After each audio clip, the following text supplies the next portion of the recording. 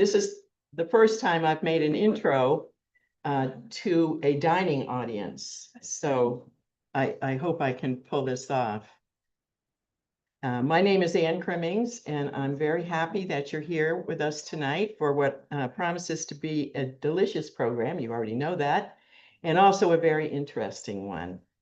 But first, I do have a few brief announcements before I introduce Joycelyn Dong and her mother, Kitty Tong.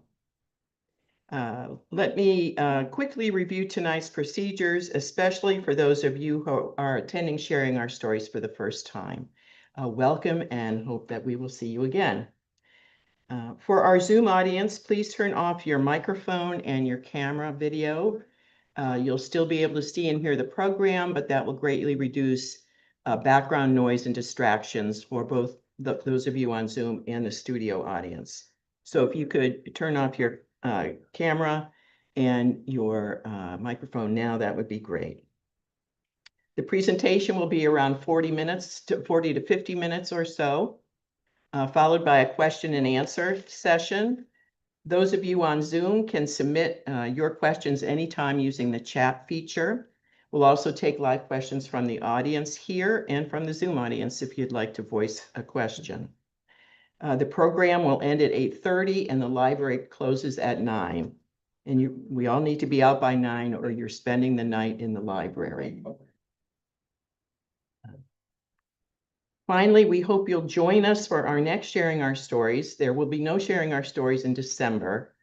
I don't know, you might have noticed that December's kind of busy. So we decided long ago we would not offer programs in December, and we never have. So our next program will be in January 27th, 7 o'clock, right here.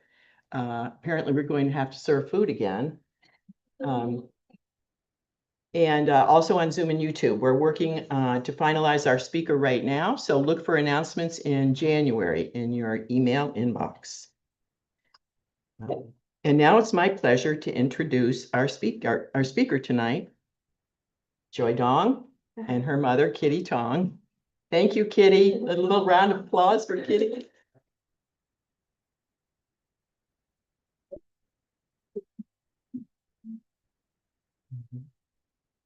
Joycelyn's talk is called Food, Family, and Community, Building Connection Through Culture, which is obviously what we're doing here tonight. Joy has lived in her life in Worthington, and now will be serving Worthington as a newly elected member of the Worthington City Council. That was just 2 weeks ago today. And Joy received the most votes of anyone running for city council. Hey, so popular. Yeah. So Joy is a first-generation daughter of her Chinese father and her mother, who is from Thailand. Her parents have built a tradition, a legacy, a family legacy of restaurants in Columbus, and you are enjoying the fruits of everything they learned to do. Her parents, Joycelyn left Worthington for a few years to attend Northwestern and then returned to Worthington to help care for her family. And she works remotely for Silicon Valley Bank. Tonight, she will be talking about her experiences sharing meals to build friendships and build communities. And we feel like maybe we're building one right now. So we're just delighted to have you. Please welcome Joy Dong. I can ask them what they would. Does the Zoom look like, or can they hear me okay? They can hear you. But, okay. Well, if I don't use this, can you guys hear me? I guess I would much prefer not to use it. And Zoom, you guys can hear me okay? I guess I can't really see the chat, but if you can, thumbs up. Awesome. Well, thanks everyone for coming out tonight. This means so much to me and to my mom for cooking. She's been preparing the menu for a couple weeks now, and I surprised her with letting her know that she's going to be cooking for everybody. But you know, food means everything to us. Literally, to do this today, she invited her friends to help her make the desserts. And it's just such a communal and bonding experience. So I'm so glad we're able to share this with you all today. And thank you all for also bringing donations for the Worthington Resource Pantry.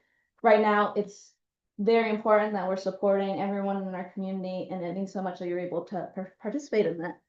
So a little bit about,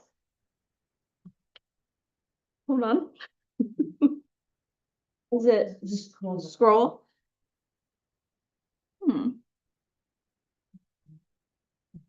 There we go. Okay. And they said they can't see you. Oh, they Oh, can't yeah, see me. Oh, okay, so you want me to stand here? Turn the camera. Stand back here. Turn the camera to it. Just turn the camera. Oh, okay. Just the top of the things. Yeah, this way. How about there? Yes. Good, okay. So as we learned, my dad is from China and my mom is from Thailand. My dad had me very late in life. He was born in 1932 and he immigrated here in 1950. My grandfather came here first and started our family roots in Boston. And in Boston, they had a laundromat. So our small business roots really started in Boston. My mom came here in 87 from Bangkok. She really wanted to explore the world, and America was at the top of her list. And so she came over here and has never gone back since. Of course, visiting, but. What'd you say, Mom? You really wanted to see Niagara Falls? Yeah, when I high school, I wanna see Niagara. How many in this room have seen Niagara Falls? Oh, almost everybody. Okay. Awesome. So here on, oh, well, just wait. Here on the map is Bangkok, and here, my dad was born. This right here is Hong Kong, so he's just outside of Hong Kong. Yeah. So, I guess a fun fact about my dad, he can still remember the war. And well, like a lot of the lullabies he sang me as a kid were the lullabies his mom sang to him as they kind of ran around China, running from the Japanese. So I think it's been really cool experience to have an older father because it's just taught me so much. And the experiences they've lived through have all come down to me. And as a first generation American, I'm just really excited to take everything that has been passed down through my parents and their unique stories and their ancestry. And now I'm creating my own story here. And I'm super excited to talk a little bit more about why food and culture has been so important to me and how I was brought up. Oh, we're going. So my parents, my uncle, my grandparents, my cousins, everybody in my family tree has had a restaurant. And I was born in restaurants. So I see that we have a lot of generations in the room today. You might recognize some of the restaurants on the right-hand side. And we have a tie to some of these, all these restaurants somehow. So I was born and raised in a restaurant. I've been working behind a bar in the kitchen, washing dishes since I was a very little girl, in utero, some would say. So, you know, seeing and being in that hospitality industry has taught me so much, learning how to interact with people, making sure that the customer is always right, but also serving everyone with a smile. And I think that's something that my parents have really taught me, just making sure that everybody feels valued and that they have a place at the table. And I think I've also learned a lot about what food can do to bring people together. And that's why I wanted my mom to cook for us tonight. I wanted us to do something that we all do, and that's eat. And, you know, doing that together brings people together. So seeing people in the restaurant, seeing the smiles it can bring, the food and the drinks, it's just, I think, a really heartwarming experience and has shown me a lot about what food can do. So let's just review my life a little bit more. Growing up in America as a first gen has been really interesting, blending my Chinese roots with my Thai roots, with my American roots.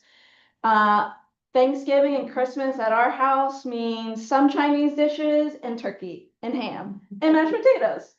But, to others that might seem very wild, but that's, the story of a first generation American.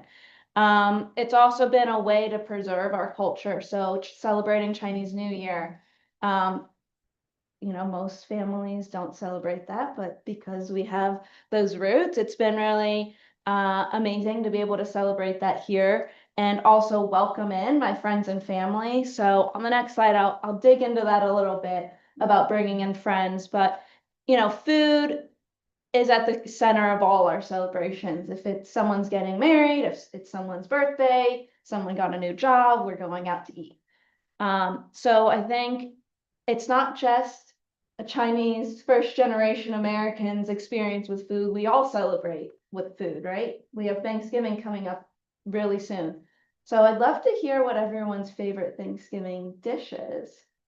If anybody wants to volunteer that information. I love turkey and dressing. Oh. Is dressing the same as gravy? Is that the same thing, or is that something So it's different? like the dressing and stuffing are a little different. Stuffing is like where you take the dressing and put it into the turkey. But those are the two things that people debate, like what is that stuffing versus dressing? I think you hit the nail on the head. Stuffing, it goes in. Yeah, It has- it augments everything. Yeah. And the desserts are always great for the pumpkin pie and those other things.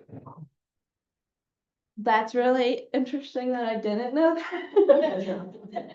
Because like growing up, all my siblings married Americans, and so that's where we brought in, the traditional Western dishes. But like I wouldn't have known, like it all looks the same to me. It's all just food, but like no one really explained it to me. But you go there and you eat and you laugh and you have a good time with your family. So thank you, Kelly, for telling me. So yeah, I think for my family, it's been really important that as we, how do I say this politely? As my siblings and cousins marry into different cultures, I think it's really great to see that we're bringing in our culture as well through food and, bringing everyone along to share that, especially as all my nieces and nephews, like they're growing up and they're like, why can't we just have Chinese broccoli at every Thanksgiving? Like even with my side of the family as they get married and expand their families. So it's just something that's really been interesting to see passed down. And now let's talk about oh my goodness, sorry. What it's been like to bring friends into the mix. Rachel.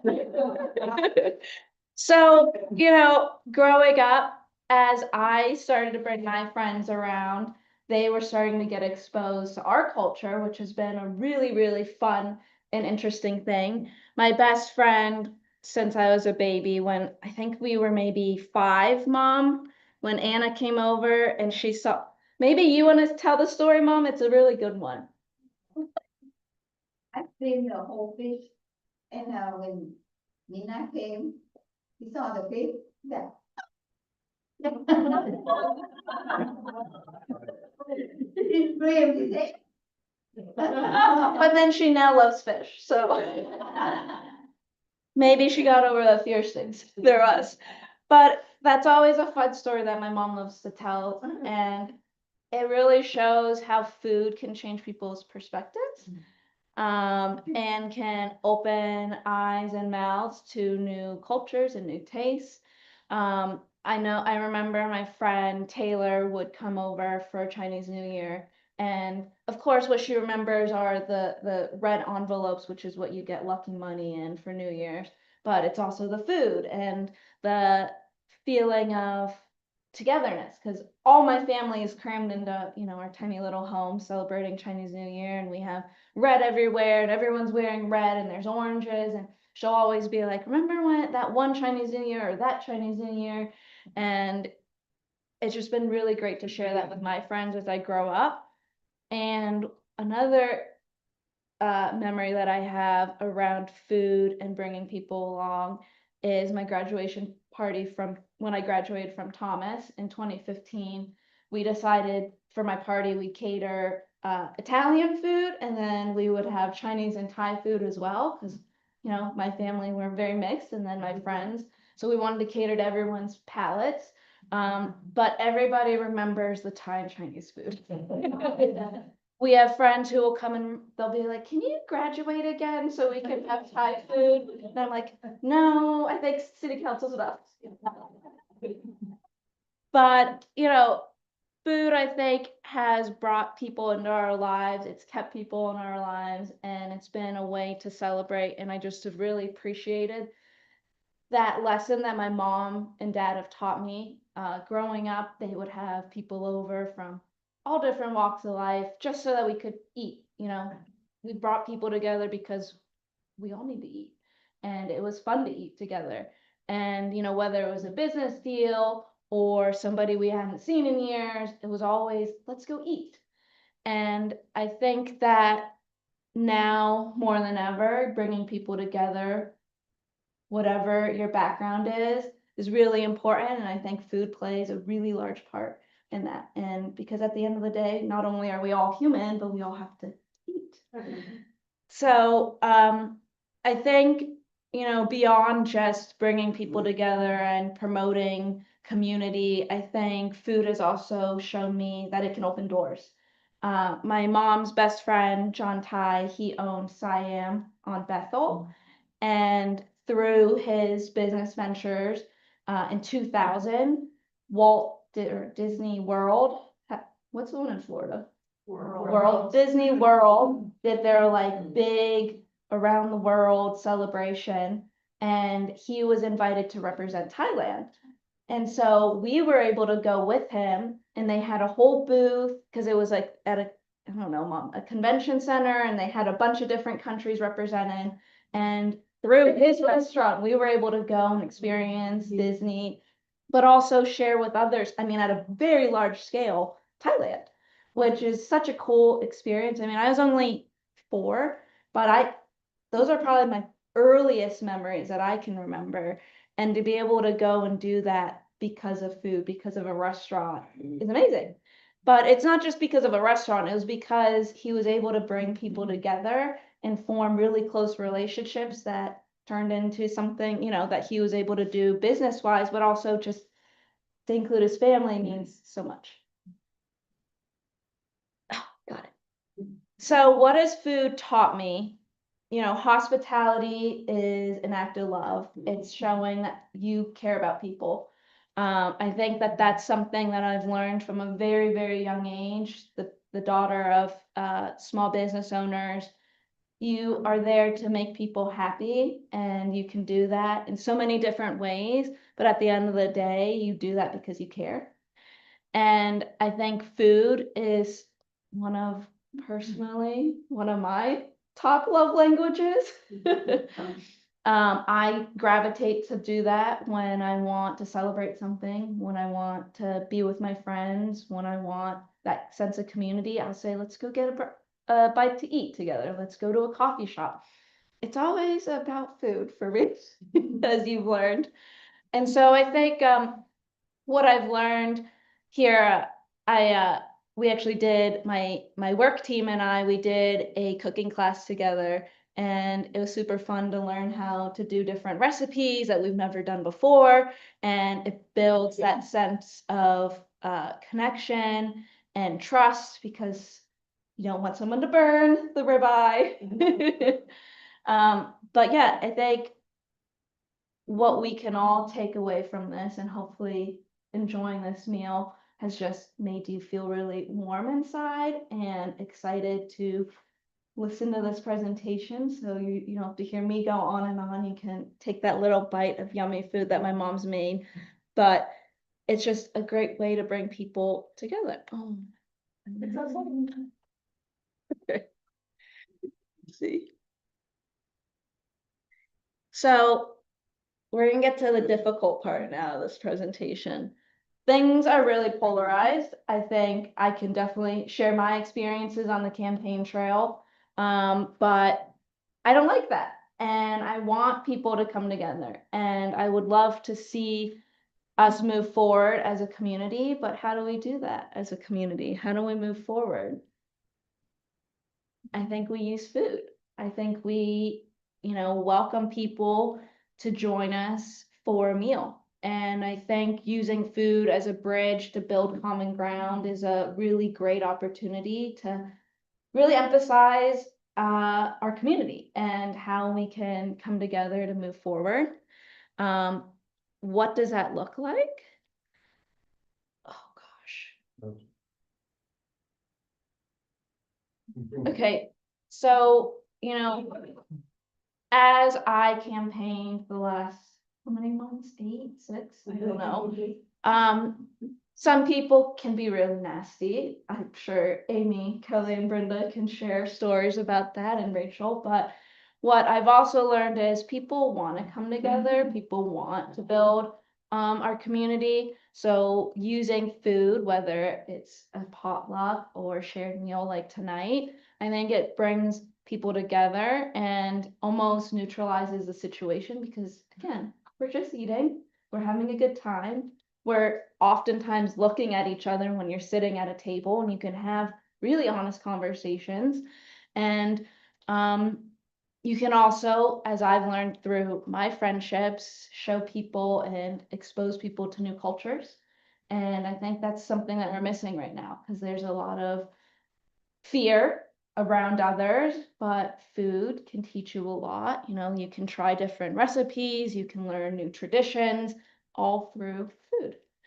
So this was a super, super simple presentation, but at the end of the day, when reached out and said, I want, want you to share more about your culture and your history, what I thought about was, how do you bring people together? And how my mom and dad taught me to do that was by cooking a meal and inviting people over. It doesn't need to be this whole beautiful organized event. It can be something super messy, like when I go to John's house after trick-or-treating and I have leftover pizza, like that's building community right there.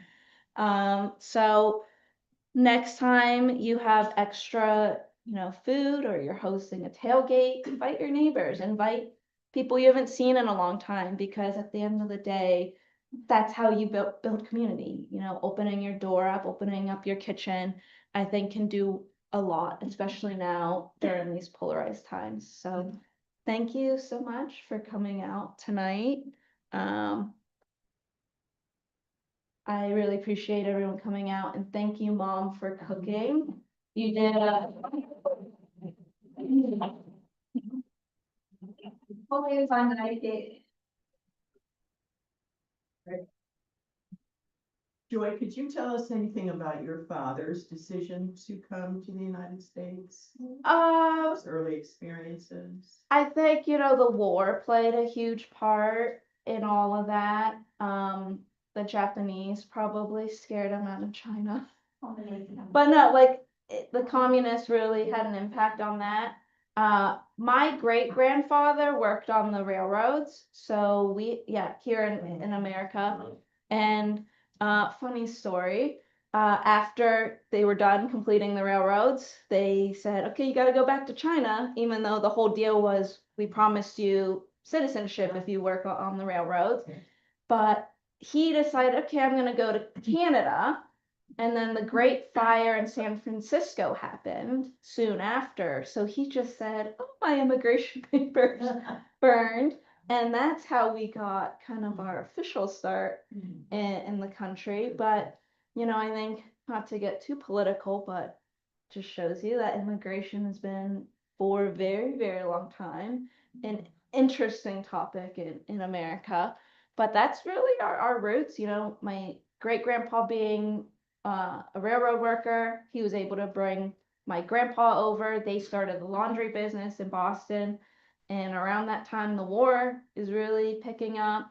So my dad came here to really start over. Him, my uncle, and my two uncles came. My youngest, or his youngest brother was 16 at the time. My dad was 18. And then the oldest brother was probably 20 years old. So they came over here for a fresh start.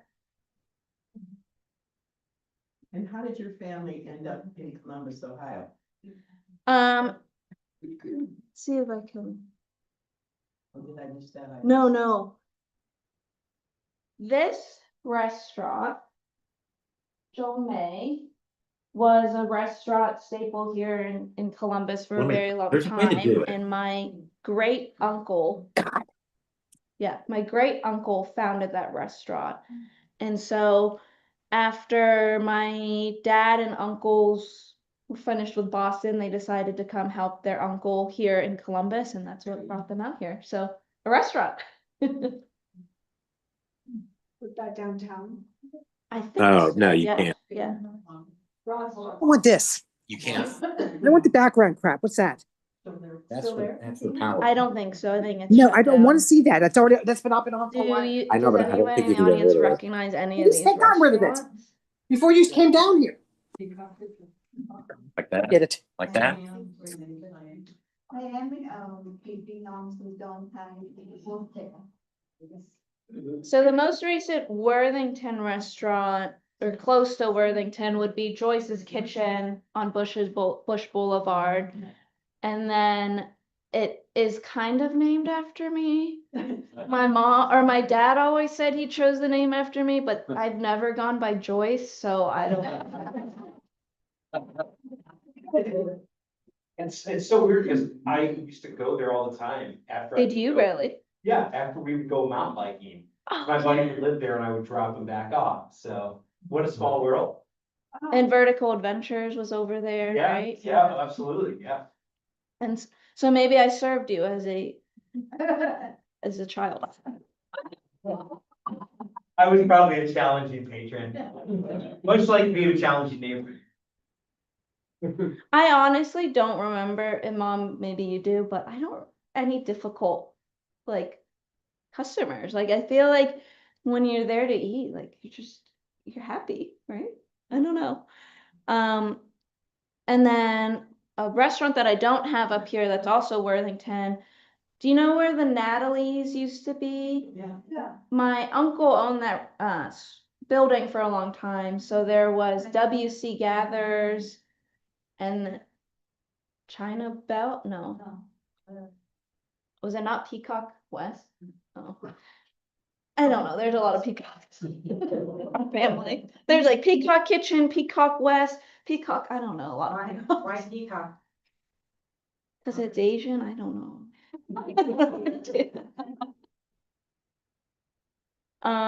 Something to be seen. So. And I think at Peacock Kitchen, there was actually a huge taxidermy peacock. And after I was cleaning out my uncle's house, we had to let it go because I didn't, Yeah. wasn't my taste. It's seen better days. We auctioned it and it went for a lot of money. Oh. Somebody wanted You it. get to put the peacock down, that's what you're saying. Yes.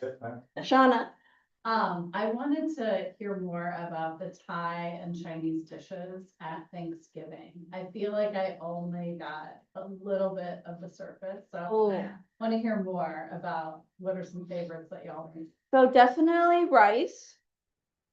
Which is funny because like you'll get rice and then a roll and it's just like a lot of carbs, but that's Thanksgiving. Chinese broccoli is a favorite. A roast duck, pork belly. It just depends on what my siblings want and they'll tell us and then we'll go to there's a Chinese grocery store on Henderson called Sunrise, and they have a huge grocery store, but they also have prepared foods. So they'll roast a whole pig if you want.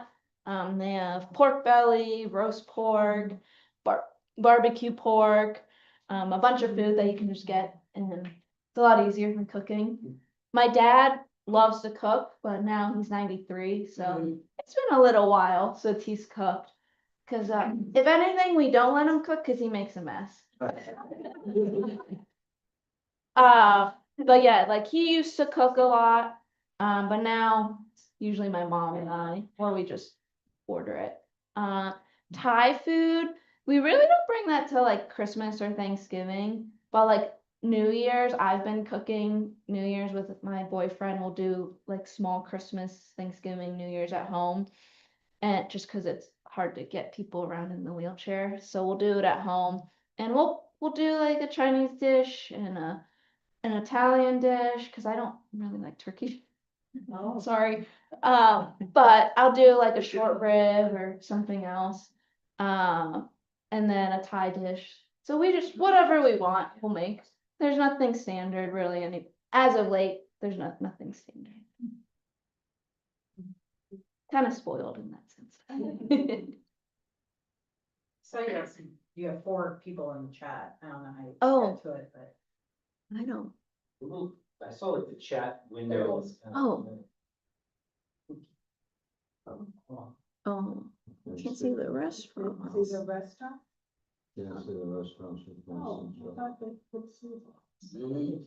Like I should zoom into this? If anybody, I guess if anybody was on the phone that had questions, they could unmute themselves and ask, right? So, Yes, yeah. Or they can type. I don't know if there's anyone. Are there people in here? Oh, okay. Oh. Is it, oh, chair. Oh, You remember all the questions? How did your family get to Columbus was one question. oh, yeah.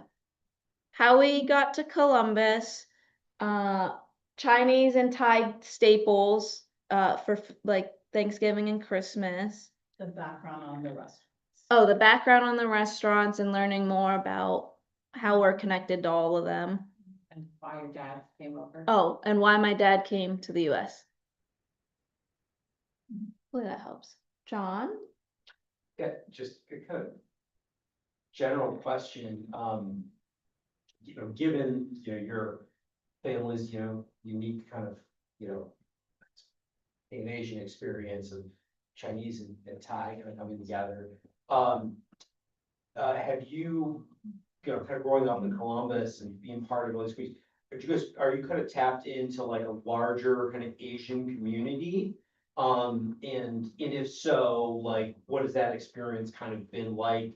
And what are some of the other experiences maybe you've heard from other people who have either been in the restaurant business or other things? It's just, because I know so little about it, so it's kind of interested me. And I felt like there's a very vibrant community, I'm just not connected in with it. Could you repeat? Yeah, yes, thank you. We had a question around the Asian American community here in Columbus, especially on the restaurant side of things. So what does my community look like here in Columbus, especially within the Asian American community? Is that about right, John? Okay. I would say this is the best way to explain the restaurant side of things. It's almost like a mob. Like they're like the original families. And so, no, it's really like that. Like I'll go out and people will start talking to me and I'm like, I have no idea who you are. And then eventually it'll come out like, oh, they're from that family who started that restaurant or that grocery store. And like everybody's had a lot of kids, my dad's quite old. So, it's his peers and all their kids. So it's very much like the Italian mob where there's just like the families. And that's how I know the Asian American community here, especially on the restaurant side of things. Like you just know this person is related to this restaurant. And that's how my mind is organized when it comes to the restaurant community. This Sunday, the Ohio Asian American Association and the Columbus Chinese American Association have invited me to speak at their, December gathering. But that's the first time I've ever been invited to do something like that. Honestly, I would say I feel more Thai than Chinese because I could speak Thai, but I don't know any Chinese, which has been very hard caretaking if anybody has multilingual parents, start brushing up on your language skills, because my uncle and dad will get stuck in Chinese and I have no idea what they're saying. Do they speak Mandarin or Cantonese, like what are They speak a dialect similar to Cantonese, but it's slightly different. Okay. So it's been hard to like learn because it's its own little thing, but I'll try to. TikTok has taught me a lot of words and phrases. But I mean, it's a great tool. But I've got the basics down, like go watch TV or go back to bed. Or it's time to eat, like. Yeah. Actually, all of the Chinese that I know before I did caretake was all around ordering dim sum. That's it. I can survive in Chinatown if I'm ordering dim sum. That's about it. Yes, so have you been to China and or Thailand? I'm gonna. Have I been to China or Thailand? I have not been to China, but I go to Thailand quite often with my mom. Probably like when I was growing up, maybe every 5, 8 years. The last time I went was December of 2018. So a little bit ago. Yeah. But we keep in touch. She keeps in touch with all her siblings. She's one of 8 kids. So I have a lot of cousins and aunts and uncles over there. It's just me, her, and my brother, who it's really my cousin that my mom adopted, but my brother. Oh. Yeah, and that's it over here. So everybody else on her side is in Canada still. Yeah. Do you know a lot of the other Thai people in Columbus? If they're associated with a restaurant, then yes. Outside of restaurants, not so much, right, Mom? Yeah. Do you know a lot of Thai people? I know a couple. Oh, okay, Yeah. cool. Ratanapan, his name is like Catchin Pole, we just call him Pole. He worked where I work, he just retired. Oh, I nice. see him at the fitness center, and I didn't know that they knew the family of my son's best friend. Who, when he got married, he was at the wedding. It's like, I didn't know you knew, because we call her Lala. I don't know, that's not her real name. But, she's Thai, his father's Hungarian. And it's just, that's where I was thinking maybe a lot of Thai people know each other. Because these two that I didn't know had anything to do with each other were there at the wedding. So that's why I was asking. Yeah.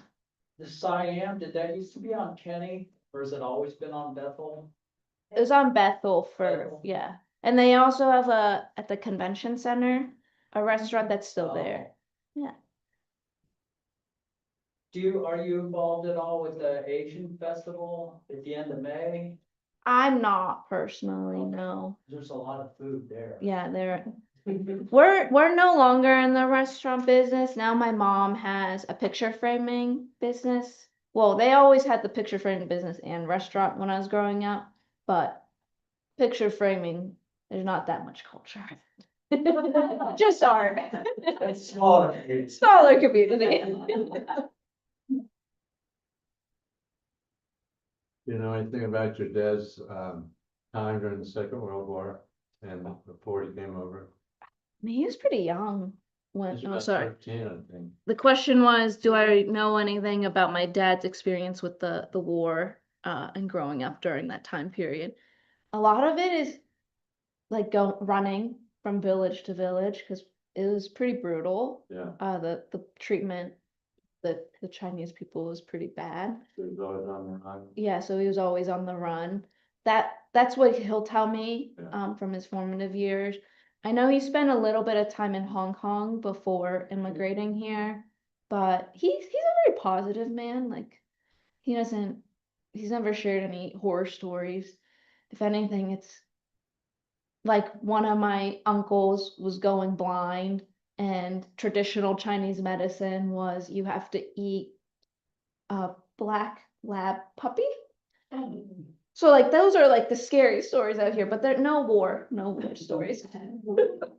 Oh, but he did get his eyesight back, so I I don't know. What do you? Specific, it had to be like Weird a, vanilla lab. it had to be a black lab puppy, and then like at one point there's like a story about it eating a crane or something. I don't know. Those are the scary stories in here. But no, not much about the Lord. Does your dad speak Thai? Like, did you speak Thai at home? My dad, What's the language at home? English. Okay. Yeah, because between my mom and dad, they only know English. Okay. My mom knows a lot of, she knows Mandarin, and then her family's dialect of Chinese, and then Thai, but not the same dialect that my dad speaks. So that's why I really never learned Chinese, because it was never spoken at home. And my, mom's raised babies, so she raised me in Thai. So. What, when you took that trip to Thailand, and it sounds like you went a fair amount, but probably the most recent, what was your like, what was the big impression that you kind of got hit with as being a more mature person? What was the thing that just kind of delighted you and surprised you the most when you traveled there, having grown up as a Yank? The question was, what did I learn, or what was eye-opening as a mature young adult the last time I went to Thailand? There's a cultural, like, if you went there, what was that like? I don't know, because like the earliest memories that I have from Thailand were from when I was in the second grade, and that's when I realized I knew Thai. Like I didn't know I knew Thai until I spent a month there in the second grade, and I just came home speaking it. But like, I guess, and mom, maybe you can share more, but like I never spoke Thai before the second grade here in America. Like I guess maybe I listened to her, but I never realized how much I knew until I got there and I was forced to, talk with people and follow instructions. So it took that trip before I realized I knew another language, which sounds very weird. Like I don't know how else to explain it, but that I think was really an interesting trip. The most recent one, I actually went with my high school sweetheart, Henry, and that was his first time ever going. So he was experiencing a lot of new things at once. Like he'd never gone to Asia before, so it was just a lot of culture shock. Bangkok it's always moving. Like you think New York is never sleeping, like Bangkok is never sleeping. You can get food at any hours, which is my favorite part about Bangkok. Again, big foodie over here, but really like 1 a.m. you can go out and get a smorgasbord of food. Like it's food aplenty. But I think going with him and being his first experience taught me a lot. Like I'd get in a taxi cab and I know like I'd have to negotiate. But and if I had just gone with him and he'd killed it, he would have gotten scammed. Like they would have seen a white man and been like, oh, that's a tourist, so we're gonna scam him. But then like him, I'll be like, okay, stand back there, I'm gonna get the taxi and just don't talk. Like let me talk. And so like I'd negotiate. And I think like him seeing that, like, and realizing, like, oh, like I am gonna be treated differently was interesting. One thing that I think was new for me, because I'd always gone with my mom, was actually traveling with a white man. Like, I would get looks, like people would be like, they'd be like, oh, that's like your ticket out of here or something. Like that's how they saw it. If they didn't know I was American, like they thought I was just with them for his money. And like you could tell, like people would look at you and just judge, or the way they talk to me would be a little judgmental. So that was kind of interesting to experience for the first time. But I don't know, John, that's a tricky question. Yeah, no, it's interesting because it's like, in going it multiple times during your life and like different levels of maturity, as like you're realized in different ways. It was an interesting experience, you get to see that in all these different time frames. And by the way, Henry still believes that he owes me $100. to move into my neighborhood, so don't tell them. Yeah, that's not a thing, okay? I'll tell him it's because he's a.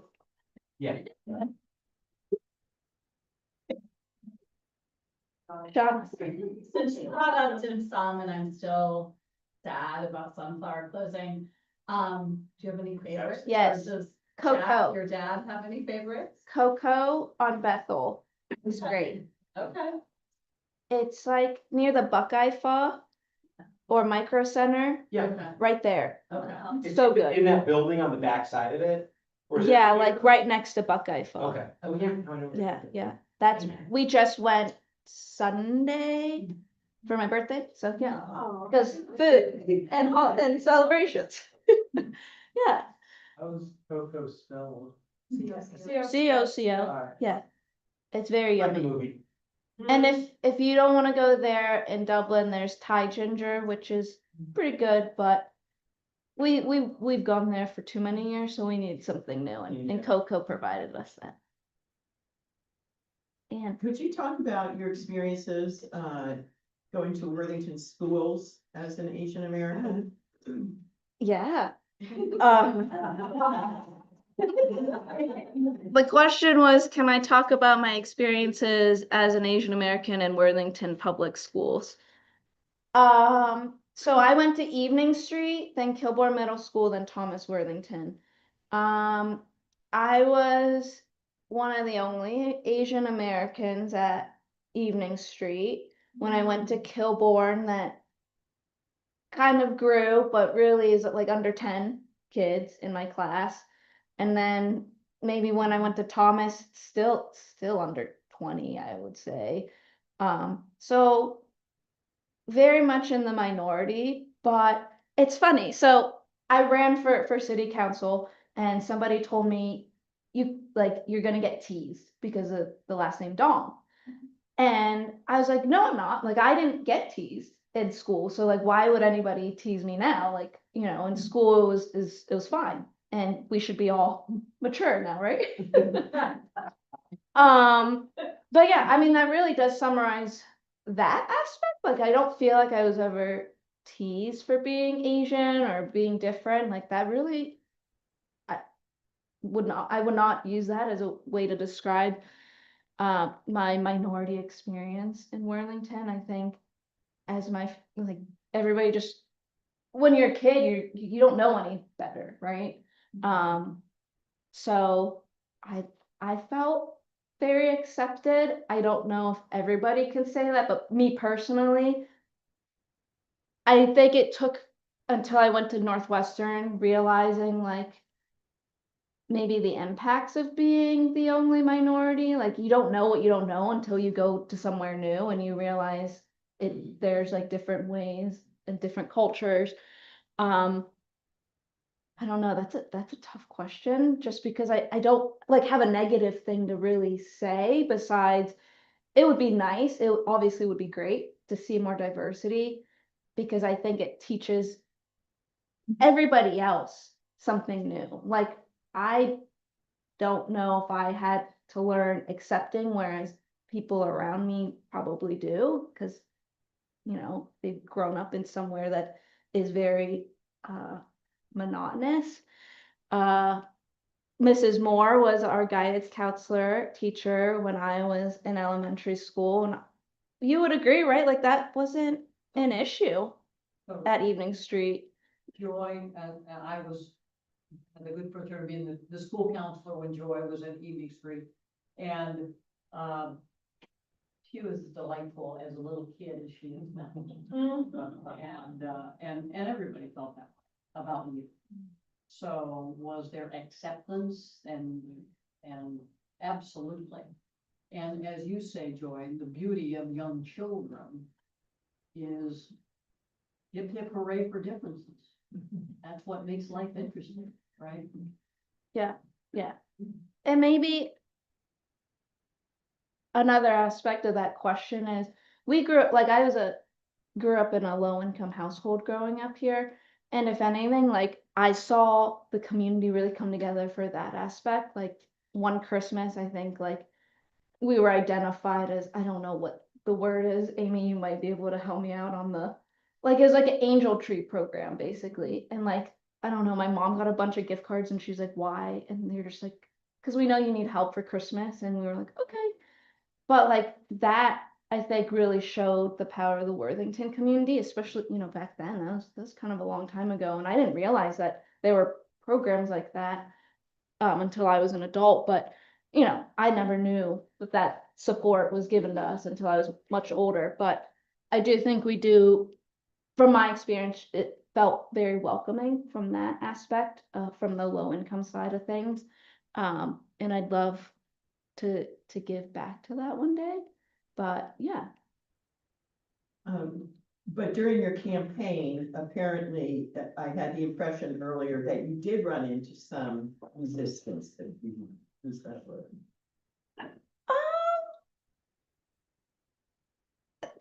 People there in every community, there's gonna be people who aren't as accepting, right? And like, I unfortunately ran into some of those people. Like, I've had people tell me, oh, we don't want Black people here, but you're one of the good ones, so you're okay. Like, you like, it's like this juxtaposition of me versus the others. And it was very weird to get comments like that, but it exists, in every community. And that's why I think, I wanted to talk about how do you break those silos down? How do you bring people together? Because again, we all have to eat. And I wish people knew, like, at the end of the day, like, we might look different, but we all are human. So yeah, I mean, it exists in our community. It exists in every community. I would like to say the majority of Worthington is not like that. Like, that was a handful of individuals who said nasty things driven by race, but as a whole, my personal experience was positive. And you were the highest vote. Yeah, so maybe that's a sign that It's healthy, right? we're doing something, right? Yeah. But I actually think that actually speaks more to, like, maybe, and I'm just guessing, that we're ready for the next generation to get involved and for new ideas.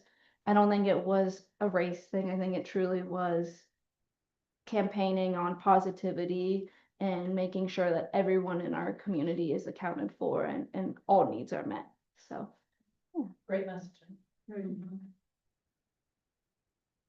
I know we're almost at oh, are we almost at time? Are we okay? We have no time. Oh, perfect. We have- Okay. but, do you have some political ambitions for your future? No, I wanna stay here in Worthington and really focus on making sure everybody is served here before I look elsewhere, because we have a lot of opportunity here to be even more inclusive across all generations. So Amy and I and Rachel, we're gonna get that done, right? Yeah. Then we can talk. Can you tell me what the name of that Thai restaurant was again? It's on Refugee Road and it's called Bangkok. Yeah. And there's a grocery store. It's like a grocery store restaurant duo. And they have, okay, maybe my mom can help me out on this. The Thai lettuce wraps that we had today, there's a spice packet that you can get from that grocery store. Yeah. And it's super easy. It's just ground meat, whatever you want, turkey, pork, chicken. You saute it, brown it, I don't know what, like, cook it. Like, it's super easy. And then you just like dice onions, carrots, bell pepper, whatever vegetables you want.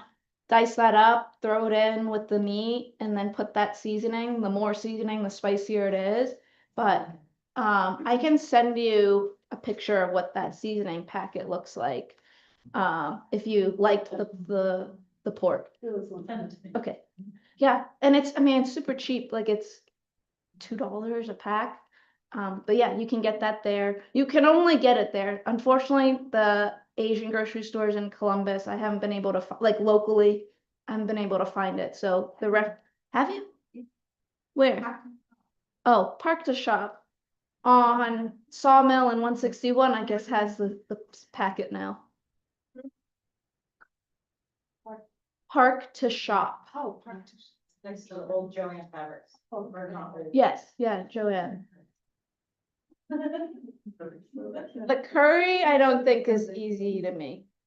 Right, Mom? The curry, is there It's not that bad if you follow the label in the can. Yeah. oh, it is from a can? Yeah. Okay, so at the Thai grocery store and I think at Park to Shop, That was not bad. it's like, it looks like a tuna can, like a tin can, and it's like a paste. And it's called masaman. That's what we had tonight, but they have like different Thai curries, like Penang, yellow curry, green curry, and they have in English on the can how to use the paste.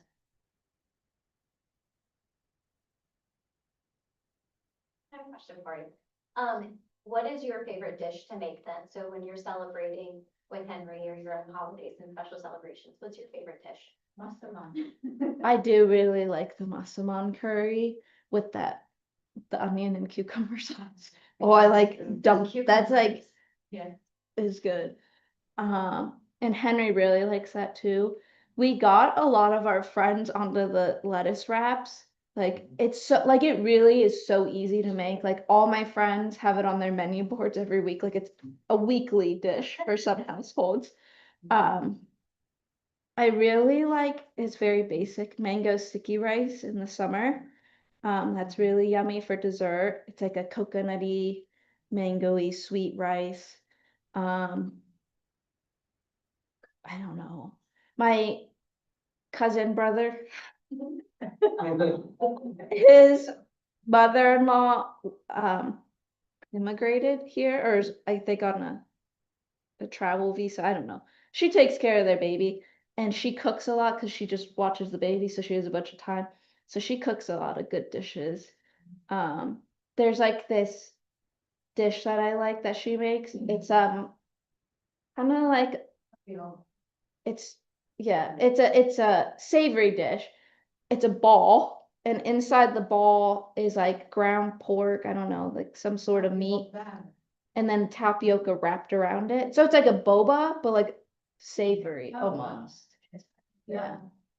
That's really good, but that's like, if you go to Bangkok, it's even hard to find, so it's on like the most popular dish. I do like a good pad thai. And noodles, I'm a big noodle fan. Oh, there's one dish that my mom makes that's really good that we'll have like celebratory, even though it's easy to make. You like you fry up bacon, and then you cook shrimp and noodles in like the bacon fat. And I mean, there's like Thai herbs and stuff in it, but that's really good. Cause like you have like the crunchy bacon bits and then shrimp and noodles. So invite us over next time you're having that. Community. Maybe, well, we've been talking about an election party, so maybe Mom, you can cater that too. And we'll invite the whole community out. So what did you guys think about like integrating food into like the conversation? Did you learn something like new or try something new tonight? Cool. I think Anthony Bourdain would be pretty proud. I don't know if it'd be up to his standards. I don't know, you like, it's like average beer, and he liked anything made with love. Well, my mom's like, oh, too bad we don't have beer for everybody. And I was like, I don't know. John said it might be too early for him, you know? God bless his soul. And what are the popular, what are the popular beverages, alcohol? There's some Thai beers. Singha is a Thai beer. I don't drink much, so I don't know besides Singha. Thai iced tea is really popular. That's really good. It's like a black tea with a lot of cream and sugar, I think is the best way to describe it. But it's, I don't know, it doesn't taste like it's just black tea, but I don't know, it doesn't taste like English black tea or anything like that. That's pretty popular. What else is popular? In Thailand, I mean, everywhere you go, getting a big coconut, cracking it open, that's yummy. And eating the coconut milk. or meat after drinking all the liquid. That's yummy. Did you have? You know, last question, where are we getting a drink after? Well, in a couple months, Wolf's Ridge. That's great. Yeah. Did you have a favorite dish from tonight? Anybody? The meat. Yeah. How are the little stars? Her friend helped make those and it's like a silicone mold. And I think they do like one layer at a time, cause I don't know if you notice, it's like layered. Yeah. So it's like they have to let each one, a layer set before pouring the next one. What was that? Layer of what? The green, for the jelly. Yeah. The green was pandan, which is this really fragrant leaf plant. I don't know. Huh. It's like Herb? very plant. I don't know if it's herb. I don't know, cause it's like long. It- Like I don't know, herbs. I think of like really Too small. big. I don't. I guess it's an herb. I don't know. A lot of Asian cultures have pandan as an ingredient. It's usually green. Like if you see not matcha, but like other green dishes, desserts use pandan, and then the white layers I think are just coconut. So pandan and coconut layered. Was the texture off-putting for anybody? Cause some people don't like the jelly. Yeah. You haven't mentioned the thing I've always heard about Thailand, and that's the beautiful primitive forestry areas Oh. out from the cities. I like the islands. The islands, I think, are way better than like Turks and Caicos or any of the, like, if you get far enough out from the mainland and you like really travel to the remote islands, that's where you can find like the untouched beauty. I haven't done much, like the north side, I haven't explored much, but my mom, tell them about when you saw like the elephants and the tigers and stuff. Like you went camping. Oh, well, in the nighttime, we went to hunt like a explore the animal. We sleep in a big truck. Yeah, for hunting, tiger, everything. It comes an hour from Bangkok. In the national park. Something like that here. But So there- in like a truck, so kind of like a safari sort of thing. Right, yeah. In the national park, but here we don't have a elephant or we don't have a tiger. In Thailand. They come with a whole pack family. And-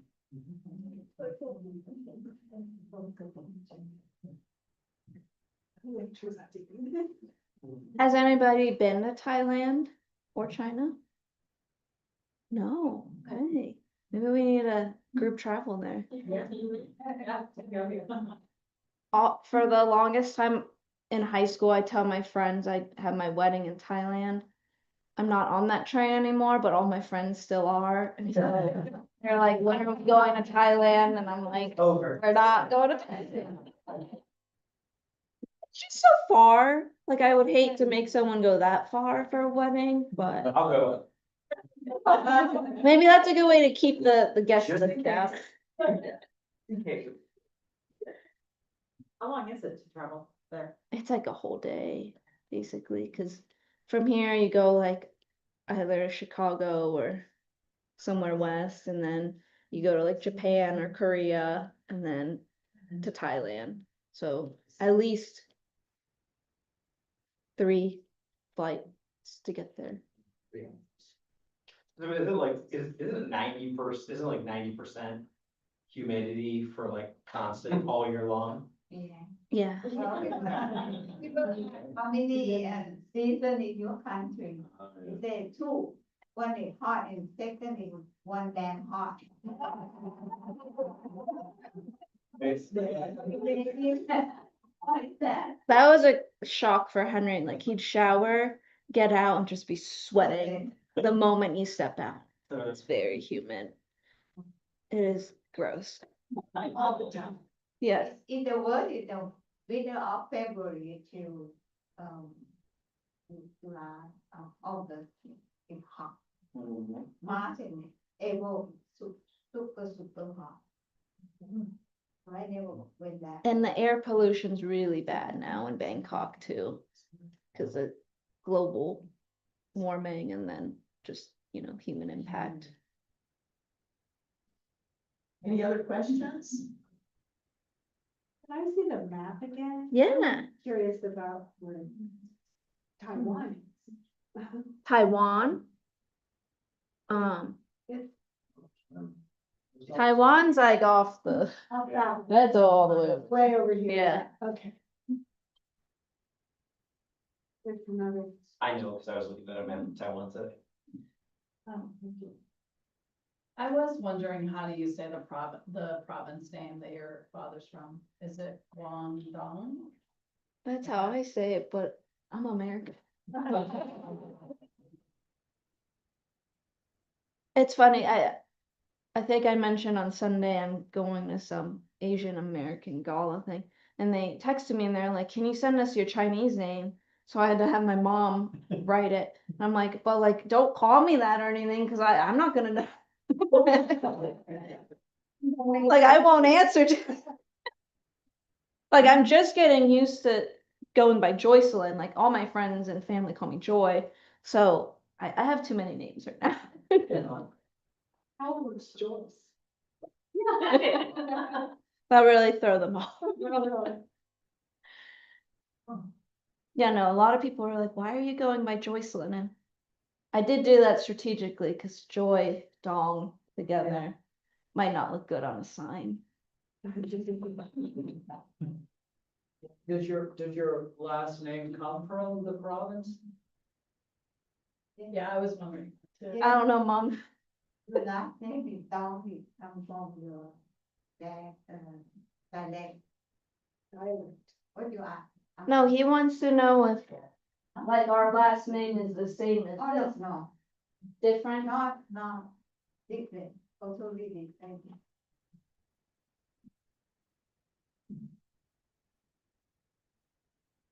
Anything else? Well, thank you so much. This has been just delightful.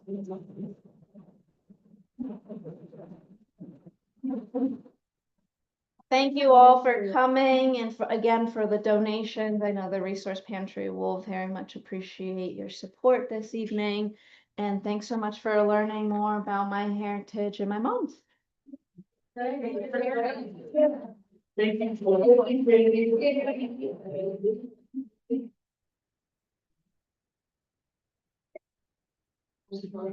So much. Two other people bring. Is that ever? Oh, really?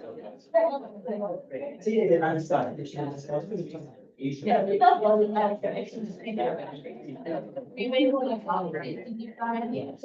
Yes. Oh, yeah, the jug. Oh. But yes, that's okay. I think it's spicy. Oh, yeah. Well, thank you so much for having me. Well, it was delightful. Festival, our speaker last year. As I saw, did he come on stuff? No, because Oh. he came in to say, he's out. Keep going down and it's like you're in Thai, this is Thailand or it's tough. Oh, it is, so where are the islands and stuff?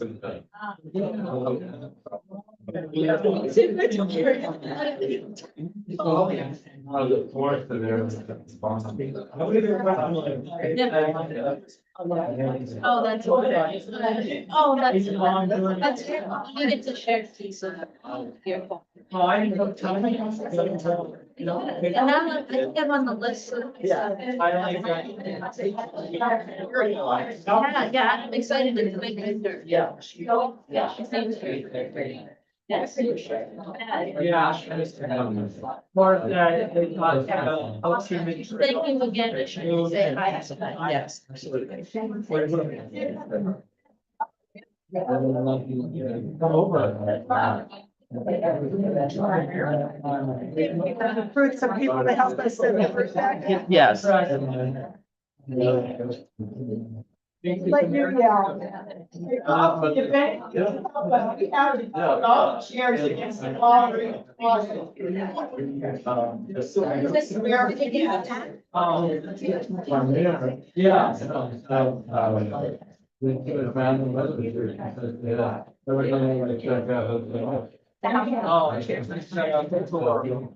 Yeah.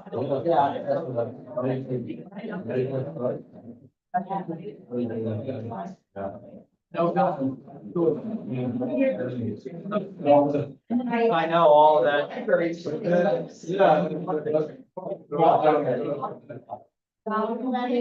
Oh, wow. Yeah, it's domino effect. One back goes and everything. Yeah. But the guy, lieutenant, he said. He wanted to create- This was just like Korea. The guy said, originally they didn't want to, they didn't want to care for live in the South. So you can't terrorize these people. Guys did hear back then. Yeah, it's been on the radar. I mean, you know, 80 for like, they're not really, yeah, so. That's from there. I know.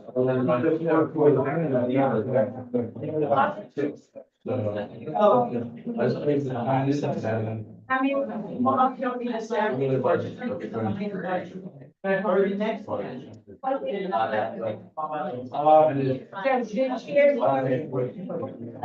Yeah, we have to change. Well, they.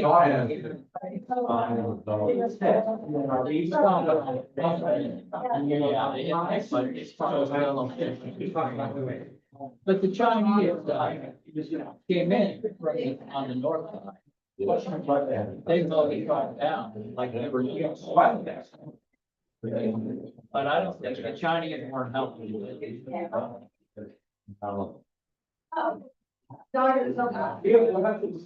Yeah, I don't know, I was a little bit younger, I.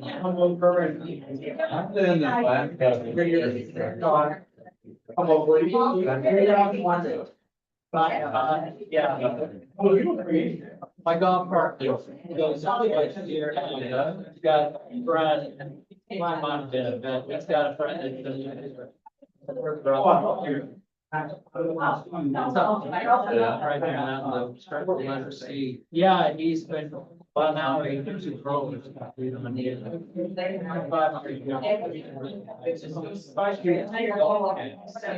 She's just doing like all these. This is the guy, this is my golf cart that she's sweet on. No, but he goes to business with, stays with his.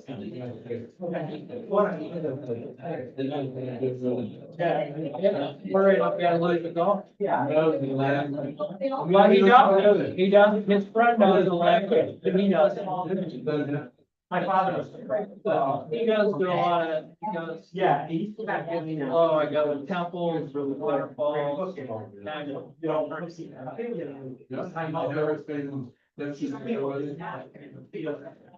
Still working. No. Yeah, right. Yeah.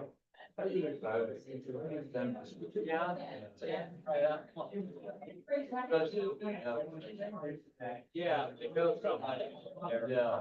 You're the tour guide.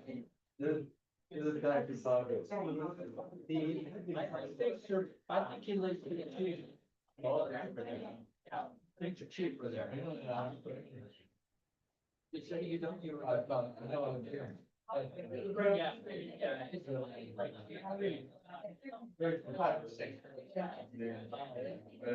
yes. John.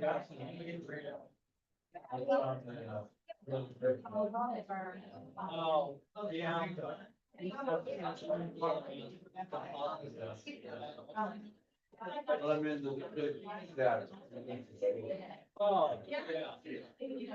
Yeah, well, there's places like that. San Francisco. But yeah, I think the whole country. Oh.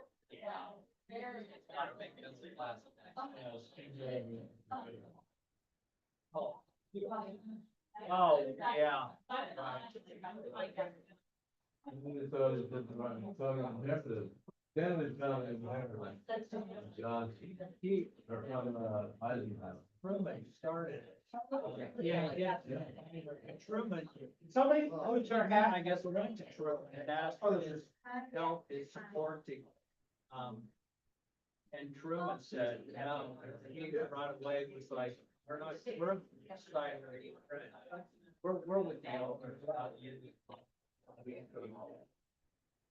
That's when he went to Russia.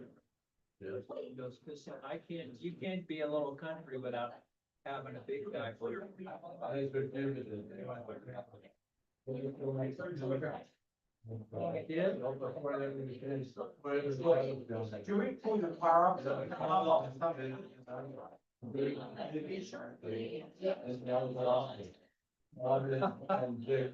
Oh, they like that. He didn't like it. Okay. Yeah, and they were afraid. Yeah. They didn't know what revolution we were gonna do.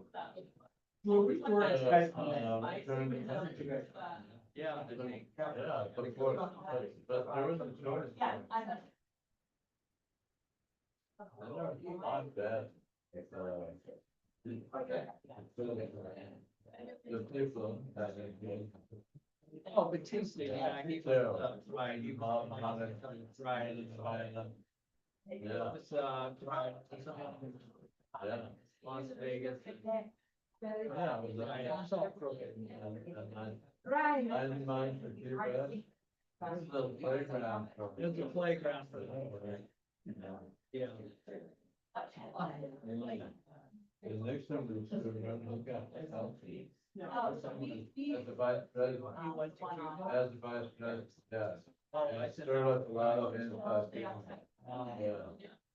No. Well, there was, yeah, there was probably. Well, that's. Super. I almost. I'm looking at it. Oh, yeah, you should have. Could have, because like, that's my class. Like, yeah, that's right. Well, I don't point, I really come back the hair. Well.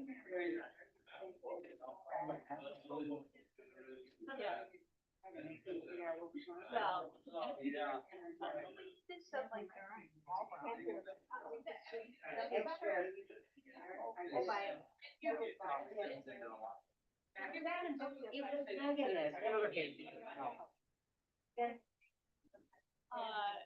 about food, about invite your neighbors. I have been eyeing towns like neighborhood gatherings and kids. Yeah.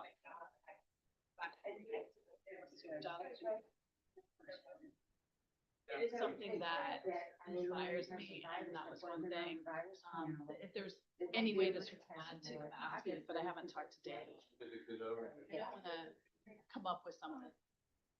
Like, that's right about. So, like, parties, things like that, we kind of have it like. But, oh, you did. Joke. So maybe, I don't know. There is like fit, when you look at that. They have like so many other things. There's also fire. He's our guy, he's our. About like, there was. I think that he Get back in there, also, that I got to be told more. So there's like some way to channel like what you were talking about tonight into something. I just don't know what that is. I don't want. I gotta go grab the car. Oh, we should definitely, yeah, and I wanna hear more about Salt Lake things. Oh, yeah, exactly. There's so many things you can do, oh, you know what? What? Oh, there's some.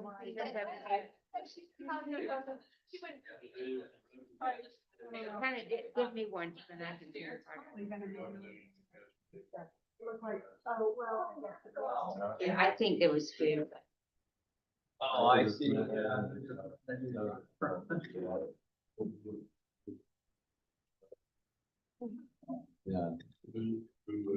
Yeah. Yeah. Just don't get money. Maybe just Oh, don't right there. Just. All that. Another one. And I can do that. So Linda, you've been sick? Oh, gosh, yeah. Is it a virus? It's Going for broke. bronchitis. I think. We're just trying to win it all. After 2 X-rays and panel blood test and a CT. They finally found it. It's hard to find it. Germany and. But yeah, coughing nonstop. That's why I was afraid tonight. Let's have a. Yeah, yeah. Well, the first month I was there, Although now we can do. I still have him now. Look at that now. That's from September 20th. And it That's took, what we're still doing. We just want to take everybody's stuff for free.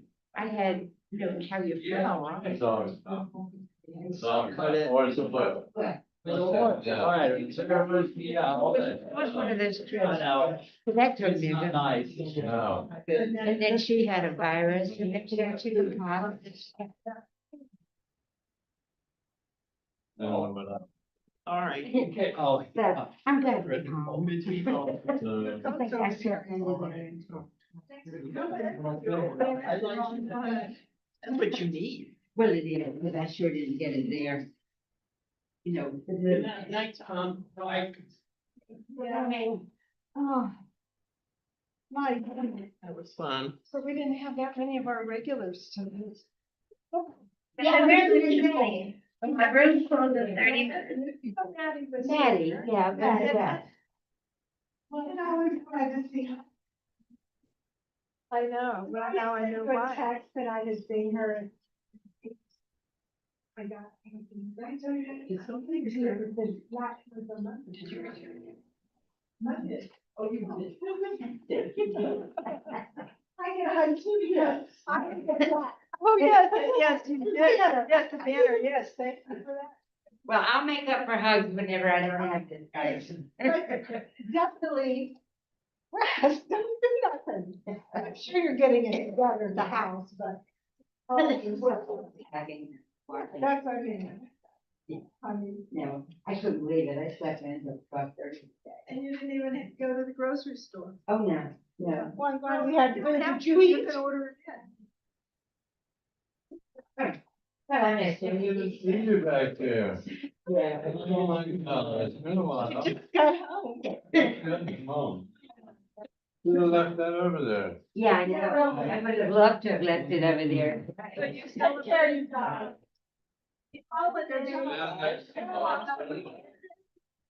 Merry Christmas, New Year's, we'll see you. We'll see you there. It'll be over before me. Already.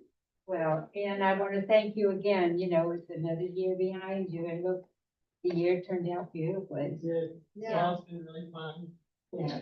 Good, people, good and different. I Yeah. got a lead for January that I met at that night for Griswold. Oh, And I okay. was first seated in a different spot, and then, you know, we have so much stuff, they moved us to a bigger table. Okay. But I was sharing this little table with this woman.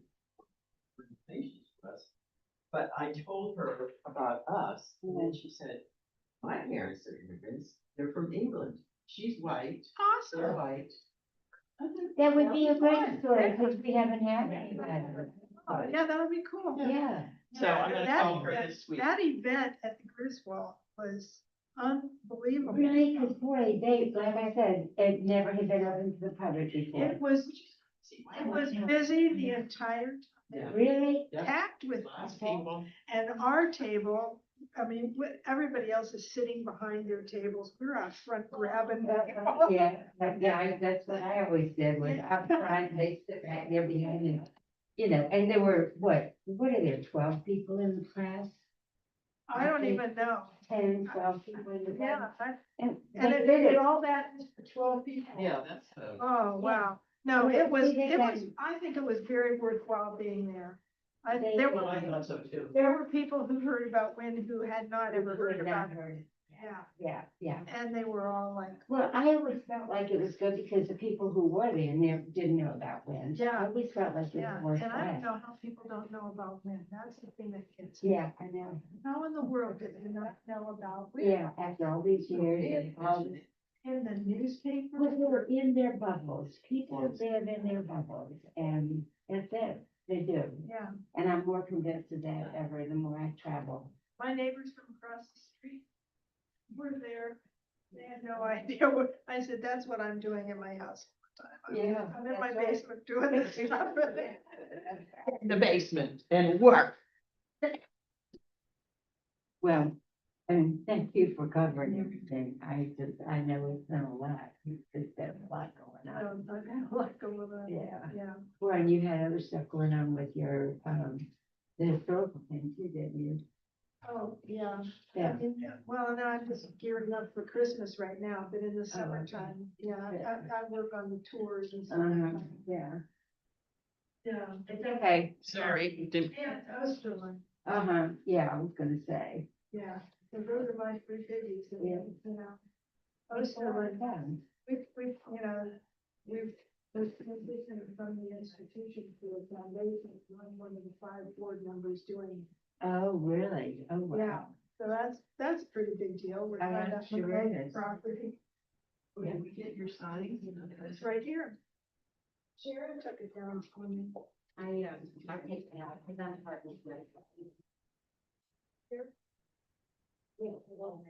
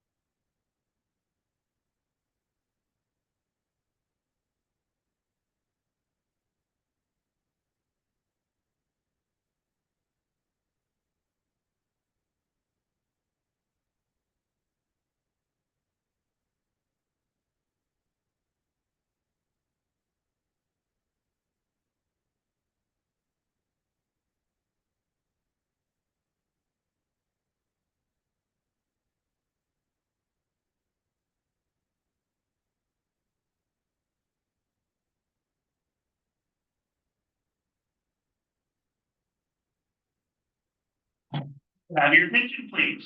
The library will close in 15 minutes. Our computer shut down 5 minutes before closing.